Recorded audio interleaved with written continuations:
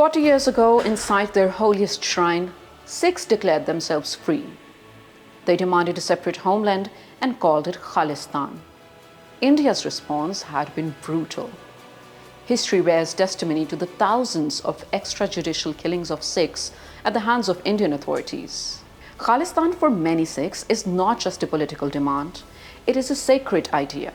Rooted in the spiritual doctrine of the Khalsa, it represents self-rule, dignity, and the right to protect Sikh identity. On April 29, 1986, inside the Harmandir Sahib complex, a 5-member Panthic Committee formally declared Khalistan. 40 years later, that moment remains a symbol of sovereignty and faith intertwined. But the story of Khalistan cannot be told without the story of what happened to those who advocate for it. The movement itself grew from decades of demands for autonomy dating back to the 1930s and intensified during the Dharam Yudh Morcha in the early 1980s. Sikhs increasingly felt their religious and political identity was under threat from the centralized policies. Then came June 1984.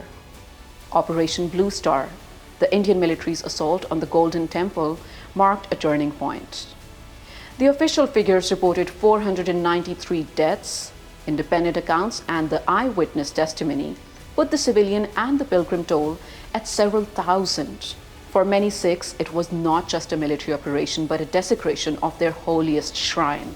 What followed only deepened the wounds. After Indira Gandhi's assassination later that year, anti-Sikh violence swept across India. Human Rights Watch reported that mobs, often linked to the ruling party leaders, carried out organized attacks, burning men alive, looting homes, and committing mass sexual violence, while police was largely standing by or assisting. Estimates place the death toll between 8,000 and 17,000. Through the late 1980s and 1990s, Punjab saw a brutal insurgency. Reports documented extrajudicial killings, enforced disappearances, and mass cremations. Over 2,000 unidentified bodies in Amritsar alone. Indian Punjab police allegedly issued more than 41,000 bounties for encounters between 1991 and 1993 only. Today, critics argue that repression has gone global. Allegations have emerged of targeted plots against Khalistan advocates abroad. In one case, Nikhil Gupta admitted to involvement in a murder-for-hire conspiracy targeting a Sikh activist in the United States, reportedly at the direction of an Indian official.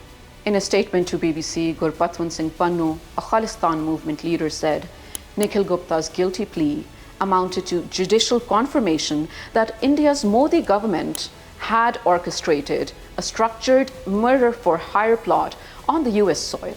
India denies involvement. Gupta faces up to 40 years in prison. Another Sikh activist told The Guardian that other countries harass or silence dissidents, but the actual violence, extortions, and murder come from India. 4 decades after the Khalistan Declaration, India calls itself a secular democracy. But for the Sikhs, the record tells a different story. One of massacres without justice, shrines attacked by armies, and activists hunted across borders. Irrespective of the nature of the violence against the Sikhs, the movement for a separate, sacred land continues.